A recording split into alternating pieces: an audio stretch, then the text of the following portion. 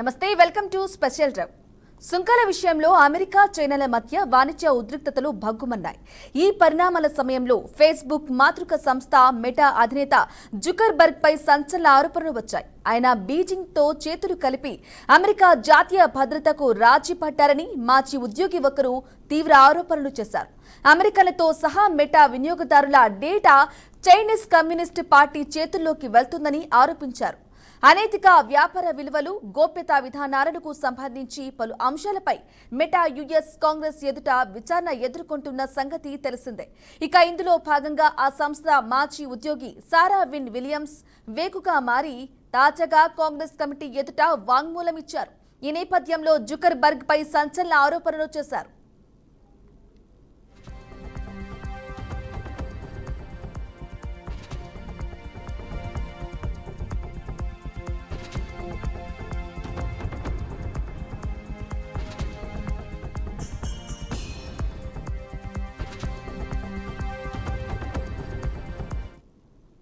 రైట్గా mega ఎగ్జిక్యూటివ్లు పదే పదే జాతీయ భద్రతను అణగతొక్కి మన దేశ విలువలకు ద్రోహం చేయడం నేను చూశాను. ఈ సంస్థ చైనీస్ ప్రభుత్వం కోసం కస్టమ్ సెన్సార్షిప్ టూల్స్ ను అభివృద్ధి చేసింది. ఈ టూల్స్ తో పాటు కంటెంట్ పై విస్తృత నియంత్రణ లభిస్తుంది. మెటా అధినేత జుకర్బర్గ్ తాను దేశభక్తునని చెబుతారు. కానీ గత దశాబ్ద కాలంలో ఆయన చైనాలో $18 బిలియన్ వ్యాపార సామ్రాజ్యాన్ని నిర్మించారు.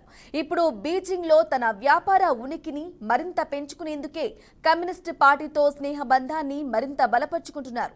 అమెరికన్లు సహా మెటా యూజర్ల డేటాను చైనా ప్రభుత్వం తెలుసుకునేలా మెగా ఎగ్జిక్యూటివ్లు నిర్ణయాలు తీసుకుంటున్నారు అని సారా విలియమ్స్ ఆరోపించారు.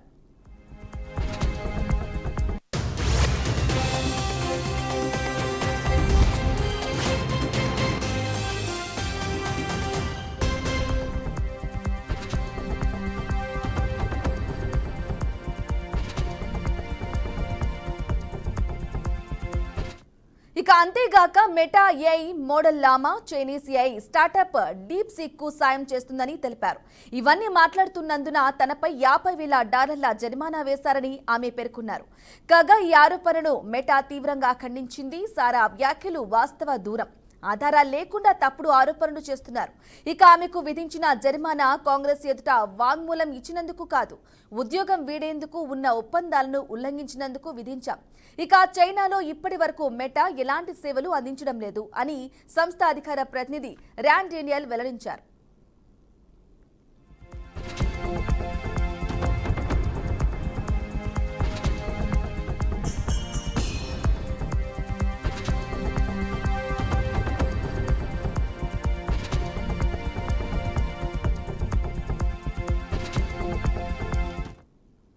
అయితే అమెరికా అధ్యక్షుడు ట్రంప్ బెదింపులకు భయపడేది లేదని చైనా స్పష్టం చేసింది. తమ ఉత్పత్తులపై శ్వేతసౌధం విధించిన 145% సుంకాలకు ధీటుగా ప్రతిస్పందించింది. అమెరికా సరుకులపై సుంకాలను ప్రస్తుత 84% నుంచి 125%కి పెంచుతున్నట్లు ప్రకటించింది. నేటి నుంచి ఈ నిర్ణయం అమలులోకి వస్తుందని చైనా కస్టమ్స్ టారిఫ్ కమిషన్ వెల్లడించింది. అయితే సుంకాల విషయంలో ప్రతీకార ధోరణి తగదని, చర్చల ద్వారా సామరస్యంగా సమస్యను పరిష్కరించేందుకే సిద్ధమేనని తెలిపింది. అదే సమయంలో ట్రంప్ తమ దేశంపై మరింతగా టారిఫ్ల భారం మోపినా పట్టించుకోబోమని పేర్కొంది. ఇక ఈ స్థాయిని మించి సుంకాలను పెంచడం ఆర్థిక పరంగా తెలివైన నిర్ణయం కాబోదని అభిప్రాయపడింది.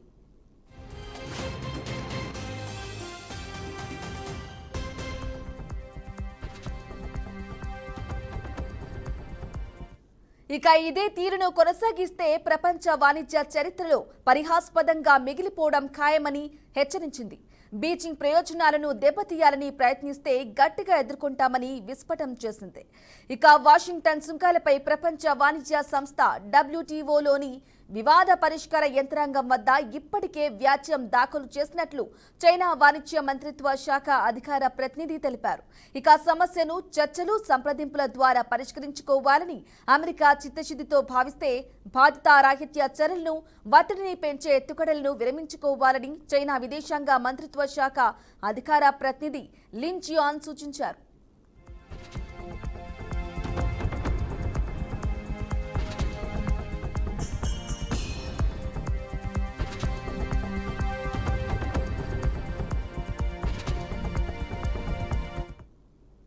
రైట్, ఇక ఈ విషయానికి సంబంధించి వారి అభిప్రాయాన్ని తెలియజేయడానికి మనతో పాటు లైవ్ లో సిద్ధంగా ఉన్నారు ప్రముఖ రాజకీయ సీనియర్ అనలిస్ట్ వెంకటేశ్వరరావు గారు. నమస్కారం అండి. నమస్తే మేడం. ఎస్, చెప్పండి, అసలు జుకర్బర్గ్ పై సారా విలియమ్స్ చేసిన ఆరోపణలను ఏ విధంగా చూసుకోవాలంటారు? ఇప్పుడు ప్రపంచవ్యాప్తంగా ట్రంప్ గారు గతంలో మొన్న రీసెంట్ గా వారు ఆర్థికంగా మొత్తం ప్రపంచవ్యాప్తంగా ఏదైతే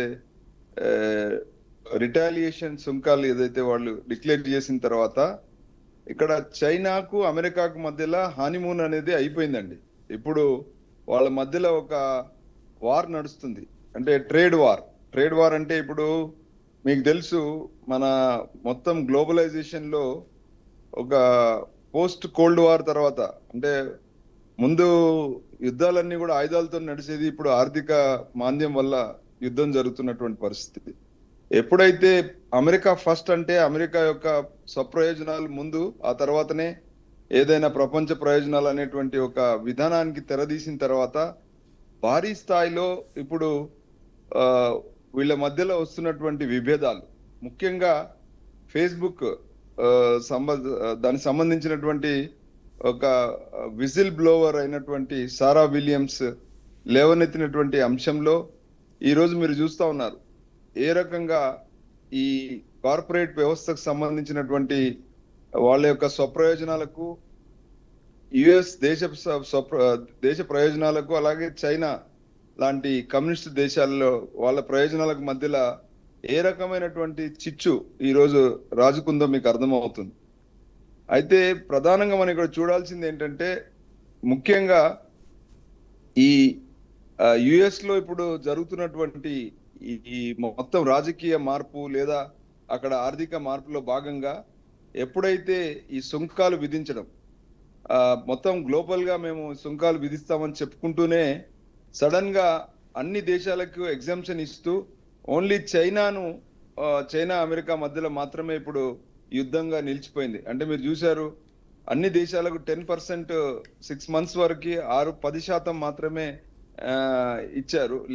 ఆ తర్వాత చైనా విషయంలో వచ్చేసరికి 110% వరకు కూడా సుంకాలను విధించినటువంటి పరిస్థితి అమెరికా అనౌన్స్ చేయడానికి మూలం చైనా అంతే ధీటుగా వీళ్ళ యొక్క ఎగుమతులు దిగుమతుల మీద చేసినటువంటి అదే రిటాలియేషన్ వల్ల వచ్చినటువంటి ఆ వివాదంలో మరొక అడిగే ఈరోజు మీరు చూస్తా ఉన్నారు. ఈ ప్రస్తుత వివాదం పూర్తిగా ఇది రాజకీయంగా దేశాల మధ్యలో, అంటే అక్కడ ఉన్నటువంటి రాజకీయ ప్రయోజనాలు, ప్రజా ప్రయోజనాలకు ఏ రకంగా విఘాతం కలుగుతుందనేటువంటి విషయాలు బయటికి రావడం ఈరోజు మీరు చూస్తా ఉన్నారు.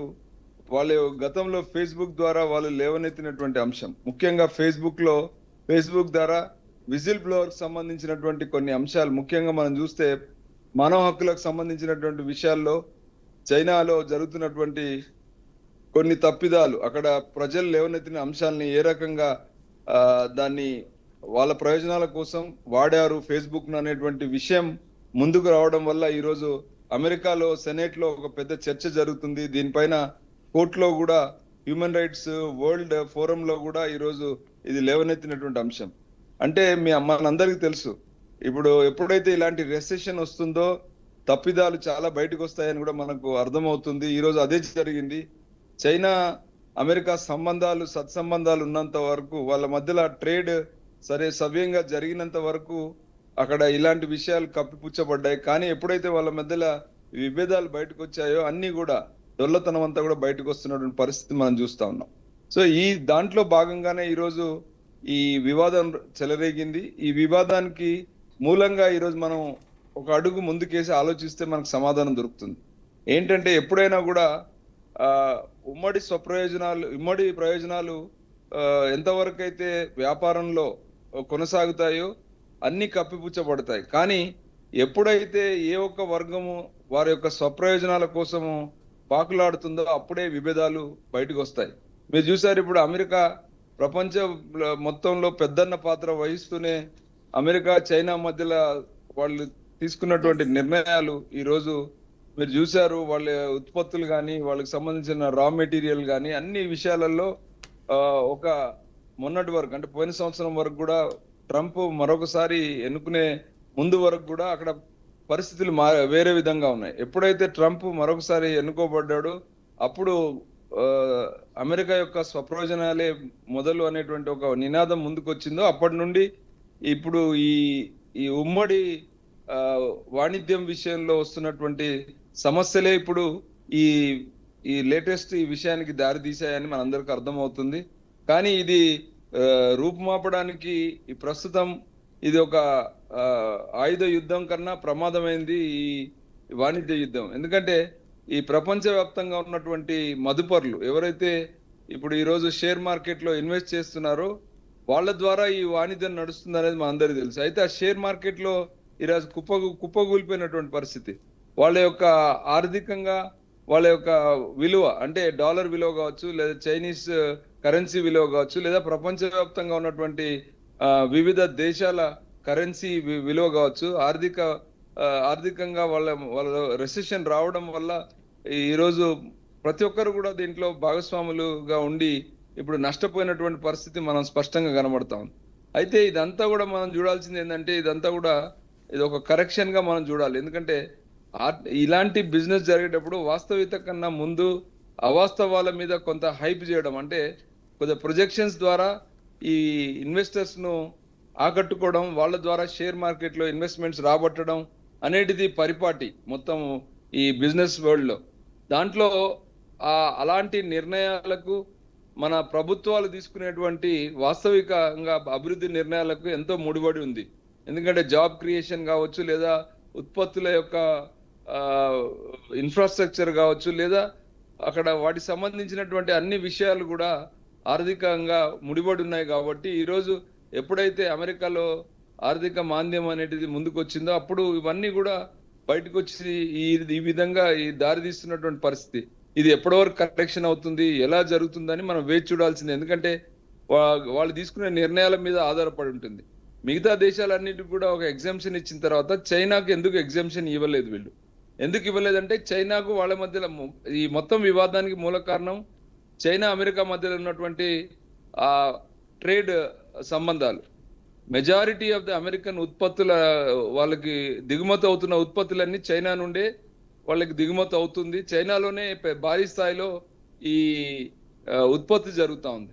ఎప్పుడైతే ఈ ఆర్థికంగా ఈ ఇబ్బందులు వచ్చాయో అప్పుడు ఒకరి మీద ఒకరు సుంకాలు పెంచుకోవడం, అది కూడా ప్రతీకార సుంకాల పేరుతో గొడవ స్టార్ట్ అయిన తర్వాత ఇప్పుడు ఈ వివాదాలన్నీ పొడి చూపుతున్నాయి. ఈ వివాదాలకు మూలంగా మనము వాళ్ళొక్కరే కాదు, ప్రపంచవ్యాప్తంగా అన్ని దేశాలు ఎఫెక్ట్ అవుతున్నాయని, అంటే ఒకరిని ఒకరు దాడి చేసుకునే ప్రయత్నంలో గతంలో మనం చూసాం. రష్యా విషయంలో కానీ మన ఉక్రెయిన్ విషయంలో కానీ ఏ రకమైనటువంటి పాత్ర అమెరికా పోషించింది. అమెరికా ఎప్పుడు కూడా వాళ్ళ స్వప్రయోజనాలు కొన్ని సందర్భంగా బహిరంగంగా మనకు కనపడే విధంగా వాళ్ళు చేయడం అనేది ఈసారి ఫస్ట్ టైం మనం చూస్తాము. ఎప్పుడు కూడా వాళ్ళు కొంత స్ట్రాటజిక్ గా వాళ్ళ యొక్క స్వప్రయోజనాలు ముందున్నప్పటికీ కూడా ఇంత బహిర్గతంగా ఎప్పుడు కూడా వాళ్ళు బయటపడకుండా వాళ్ళ యొక్క ట్రేడ్ విధానం ఉండేది. కానీ దురదృష్టవశాత్తు ఈసారి వాళ్ళ ఆర్థిక మాంద్యం మూలాన మొత్తం బహిర్గతం అవడం, అంటే దానికన్నా మించి చైనా ఈ మధ్య కాలంలో వాళ్ళు ధీటుగా వాళ్ళ యొక్క వ్యాపారంతో పాటు వాళ్ళ యొక్క ఆర్థికంగా బలపడమే కాకుండా వాళ్ళు వార్ విషయంలో, అంటే ఎక్కడైతే వాళ్ళ యొక్క స్పేస్ టెక్నాలజీ కావచ్చు, వార్ ఎక్విప్మెంట్ కావచ్చు, అన్ని విషయాలలో వాళ్ళు చాలా బలంగా మారినటువంటి పరిస్థితుల్లో వీళ్ళ మధ్యలో ఒక పోటీ నెలకొంది. ఈ రోజు ప్రపంచంలో అదే ఉత్పత్తి అమెరికా చేస్తే చాలా అంటే ఇప్పుడు ఒక ఉత్పత్తి ఇద్దరి మధ్యలో, ఒక సెల్ ఫోన్ నుండి రాకెట్స్ వరకు, స్పేస్ టెక్నాలజీ వరకు అన్ని విషయాలలో కూడా ఈ రోజు చైనా అమెరికా పోటీ పడుతుంది. చాలా దేశాలలో మిగతా దేశాలు వీళ్ళ ఉత్పత్తులు వాడే విషయంలో వాళ్ళిద్దరు పోటీ పడుతున్నటువంటి పరిస్థితిలో ఈ సమస్య వచ్చిందని మనందరికి అర్థమవుతుంది. మరి ఇప్పుడు చైనా అదే ఉత్పత్తిని మొన్నే చూశారు. వీళ్ళు ఏఐ టెక్నాలజీని వాడుతున్న క్రమంలో ఏ రకమైనటువంటి వీళ్ళు టెక్నాలజీలో వీళ్ళు ఇన్వెస్ట్ చేస్తున్న డబ్బులకి, వీళ్ళ రిటర్న్స్ కి, ప్రభుత్వంలో ఉన్నటువంటి పాలసీలకు ముడిపడి ఉన్నటువంటి అంశాలు చూసుకుంటే ఇలా చైనా కూడా అంతే ధీటుగా టెక్నాలజీని డెవలప్ చేస్తున్నటువంటి పరిస్థితిలో మొన్ననే మీరు చూశారు ఏఐ టెక్నాలజీకి ధీటుగా వాళ్ళు ఒక డీప్ సీక్ అని బయటికి తీసుకొచ్చిన తర్వాత ఏ రకంగా వాళ్ళ యొక్క టెక్నాలజీ చాలా చీప్ గా ప్రజలకు అందుబాటులో వచ్చిందని చెప్పే ప్రయత్నం చేస్తున్న క్రమంలో వాళ్ళ యొక్క షేర్ మార్కెట్ పూర్తిగా కుప్పకూలిపోయినటువంటి పరిస్థితిలో ఇవాళ ఈ మనం చూస్తా ఉన్నాం పెద్ద పెద్ద కార్పొరేట్ సంస్థలు ఈరోజు మెటా లాంటి సంస్థలు, ఫేస్బుక్, మరి ఆ సంస్థల యొక్క యాజమాన్యం, ఆ సంస్థల యొక్క విధానాలు, డొల్లతనము ఈరోజు చైనా బయట పెడుతున్నటువంటి పరిస్థితి. చైనా ధీటుగా వాళ్ళని ప్రపంచంలో మార్కెట్లో ఎండగడుతున్నటువంటి పరిస్థితి వల్ల వచ్చినటువంటి ఈ వివాదాన్ని ఒక పక్కన అమెరికా ఇంట్లో పోరు అంటే ఇంటర్నల్ గా కూడా అపోజిషన్ పార్టీలే కాకుండా విజిల్ బ్లోవర్స్ తోని ఎదుర్కోవాల్సినటువంటి పరిస్థితితో పాటు చైనాతో కూడా చైనాలో కూడా ఇప్పుడు కమ్యూనిస్ట్ పార్టీలో కొంతమంది పెద్దల ఒక డొల్లతనం వాళ్ళు కూడా ఎక్స్పోజ్ అవుతున్నటువంటి పరిస్థితిని ఇలా చవి చూస్తున్న పరిస్థితి మనకు కనపడతా ఉంది. ఇవన్నీ కూడా కలిసి ఇది భారత్ లాంటి దేశానికి ఇప్పుడు ఒక ఒక ముందస్తు వార్నింగ్ గా మనం చూడాలి. మనం ఎప్పుడైతే అమెరికాతోని చైనాతోని మన సంబంధాలు కొనసాగించాలనుకున్నప్పుడు ఇవన్నీ కూడా మనం పరిగణలోకి తీసుకోవాలి అనేటువంటి ఒక వార్నింగ్ సిగ్నల్ కూడా ఇందులో ఉందని మనం చెప్పుకోవచ్చు. దీని మూలం ఈ రోజు మనకు స్పష్టంగా అర్థమవుతుంది. మన దగ్గర కూడా చాలా వరకు మన నెహ్రూ గారి నుండి ఇప్పుడు మోడీ వరకు కూడా మనం తీసుకునే పాలసీలన్నీ మనం చూస్తే ఎవరి దిక్కు ఎలా మొగ్గు చూపుతున్నారు, అది ప్రజా ప్రయోజనమా లేకపోతే కొద్ది మంది కార్పొరేట్ ప్రయోజనమా అని మనం కూడా నిరంతరం ఇలాంటి విమర్శలు ఎదుర్కొంటున్నాం. ఎప్పుడైతే పార్టీల అక్కడ ఉన్నటువంటి రాజకీయ పార్టీలు అమెరికా కావచ్చు, చైనా కావచ్చు, ఇండియా కావచ్చు, ఎవరైతే ఓటు బ్యాంక్ రాజకీయాలలో ఇలాంటి టెక్నాలజీల మీద ఆధారపడడం, ఇలాంటి కార్పొరేట్స్ వాళ్ళ యొక్క ముడుపులో లేదా వాళ్ళ యొక్క కిక్ బ్యాక్స్ మీద ఆధారపడినప్పుడు ఇలాంటి సమస్యలు బయటకు వస్తాయని మనకు అర్థమవుతుంది.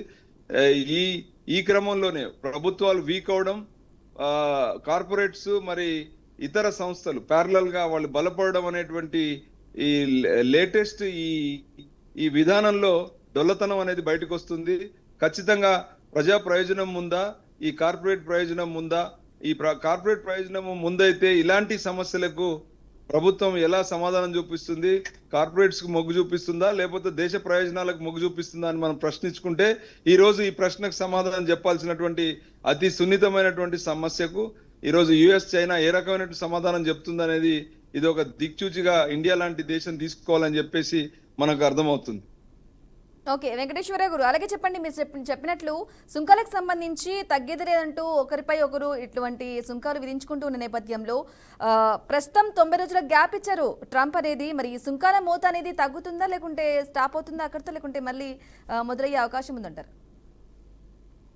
ఈ 90 రోజుల గ్యాప్ అనేది మనం అర్థం చేసుకుంటే ఇప్పుడు ఎప్పుడైతే చైనా రిటాలియేషన్ సుంకాలు వాళ్ళకు అనౌన్స్ చేశాయో, అంటే అమెరికా ఒక పక్కన అనౌన్స్ చేసిన తర్వాత మిగతా దేశాలు ఎవరు కూడా దాన్ని సీరియస్ అంటే గమనిస్తున్నటువంటి సందర్భంలో చైనా ఒకటి మాత్రం చాలా స్పీడ్ గా రియాక్ట్ అయినటువంటి పరిస్థితి. ఆ స్పీడ్ రియాక్ట్ అయిన తర్వాత ఇమ్మీడియట్ గా అమెరికా మిగతా దేశాలకు ఎగ్జామ్షన్ ఇస్తూ, అంటే ఇది ఒక వార్ లో యుద్ధం ప్రకటించే ముందు ప్రతిసారి కూడా ఏ దేశం ఎడిదిక్కు మొగ్గు చూపుతుంది అంటే వాళ్ళ యొక్క బలాలను ప్రదర్శించుకునే ప్రయత్నం జరుగుతున్న పరిస్థితిలో జరిగిందని మనం అనుకోవచ్చు. ఎప్పుడైతే అమెరికా మీద ఆధారపడుతున్న దేశాలన్నింటినీ కూడా లొంగ తీసుకోవడానికి ఒక ప్రయత్నంలో భాగంగా ఇప్పుడు మన ట్రంప్ గారు వేసినటువంటి ఈ ఆలోచన, అంటే ఈ రిటాలియేషన్ సుంకాలకు చైనా ధీటుగా సమాధానం ఇచ్చే ప్రయత్నం జరిగినప్పుడు మాత్రమే మిగతా వాళ్ళకి ఎగ్జామ్షన్ ఇచ్చారు. కాబట్టి ఇది ప్రపంచంగా వ్యాప్తంగా దేశాలు ఎవరి దిక్కు ఆకట్టుకుంటున్నారు అంటే, ఇప్పుడు మొదటి ప్రపంచ యుద్ధం, రెండో ప్రపంచ యుద్ధంలో కూడా ఇలాంటి పరిస్థితి వచ్చినప్పుడు ప్రపంచం అంతా కూడా రెండుగా చీలిపోయినటువంటి పరిస్థితి. కొన్ని దేశాలు అమెరికా సైడ్ సపోర్ట్ చేస్తే కొన్ని దేశాలు జపాన్ సైడ్ అప్పుడు సపోర్ట్ చేసిన పరిస్థితి మనం చూసాం.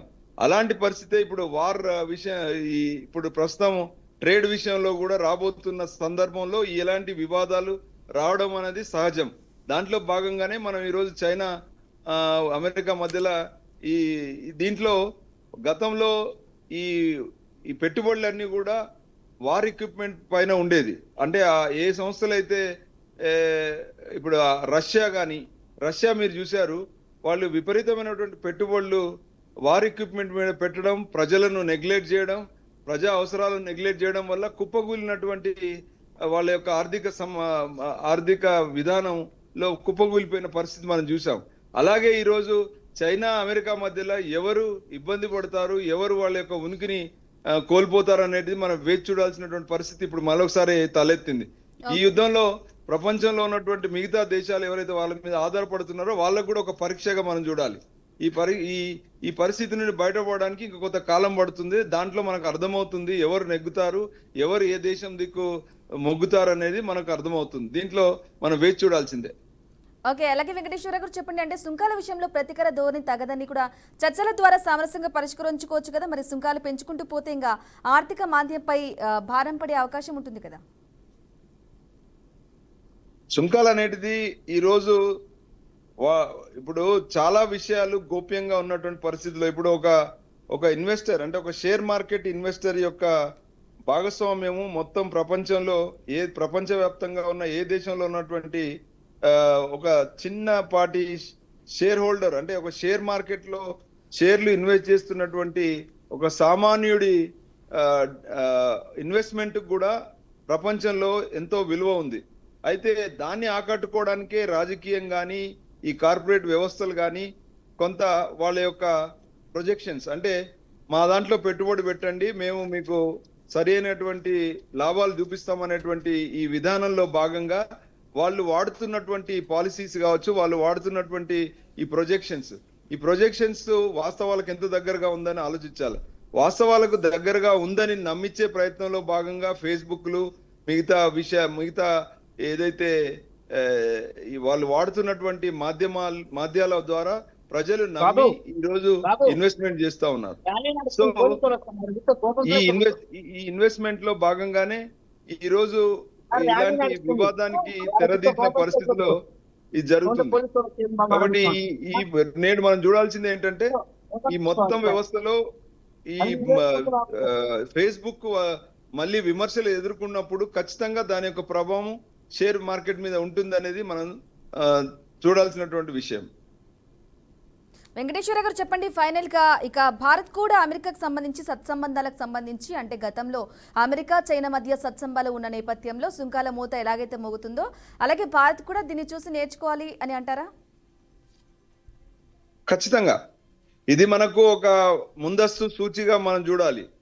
మనము చైనా అమెరికా మనకు ఒక వాళ్ళ యొక్క వాణిజ్య సంబంధాలు ఒక గైడ్ లైన్ గా చూడాలి. మనం వాళ్ళు సరిగా వాళ్ళు లాభాలు మిగతా దేశాలను మీద వాళ్ళ రాబడి పెంచుకున్న ఇద్దరు కలిసి మిగతా దేశాల మీద గుత్తాధిపత్యం కోసం కానీ వాళ్ళ యొక్క వాణిజ్యం కోసం మిగతా దేశాల మీద వాళ్ళు చూపినటువంటి విధానం ఎప్పటి వరకైతే వాళ్ళిద్దరికి లాభం జరిగిందో వాళ్ళు స్నేహం నిలబడింది. కానీ ఎప్పుడైతే ఆ విధానంలో డొల్లతనం బయటకు వచ్చిందో ఎప్పుడైతే అమెరికా ఆర్థిక మాంద్యం డొల్లతనం బయటకు వచ్చిందో, ఎప్పుడైతే వాళ్ళ ఆర్టిఫిషియల్ గా వాళ్ళు హైప్ చేసినటువంటి వాళ్ళ విధానాలు బయటకు వస్తున్నాయో అప్పుడు ఈ రెసెషన్ స్టార్ట్ అయింది. కాబట్టి మనం జనరల్ గా మార్కెట్ లో ఏం చెప్తుందంటే 5-10 సంవత్సరాలకు ఒకసారి కామన్ అంటున్నారు. కానీ ఇది దీనివల్ల మన ఇండియా లాంటి దేశాలు చాలా నేర్చుకోవాలి. ఎందుకంటే ఏ దేశం అయితే స్వయం ప్రతిపత్తితో నెగలేని పరిస్థితిలో, ఏ దేశం అయితే మిగతా దేశాల మీద ఎక్కువ ఆధారపడుతున్నటువంటి పరిస్థితి, దానివల్ల వచ్చినటువంటి సమస్యగా మనం చూడాలి. ఇలాంటి రెసెషన్ వచ్చినప్పుడు మన దగ్గర విధానాలు సెల్ఫ్ సస్టైనబిలిటీ అంటే మన దేశంలో ఆర్థిక మాంద్యం ఈరోజు మనం చూస్తా ఉన్నాం. బంగారం రేటు ఎంత హైప్ అయిపోయింది, మన డాలర్ వాల్యూ ఎంత పడిపోయింది. ఇవన్నీ అంశాలు కూడా మనం ముడిపడి ఉన్నటువంటి అంశాలు కాబట్టి వాటికి సంబంధించినటువంటి ఆర్థిక విధానం ఎలా ఉండాలని చెప్పుకోవడానికి ఇది ఒక మంచి సూచికగా మనం చూడాలి. రైట్ వెంకటేశ్వరరావు గారు, థ్యాంక్ యూ అండి మీ అభిప్రాయాన్ని తెలిసినందుకు. రైట్ గా ఇది వాటి స్పెషల్ డ్రైవ్ డ్రాగన్ బర్గ్. Keep watching BRK news Telugu సత్తా.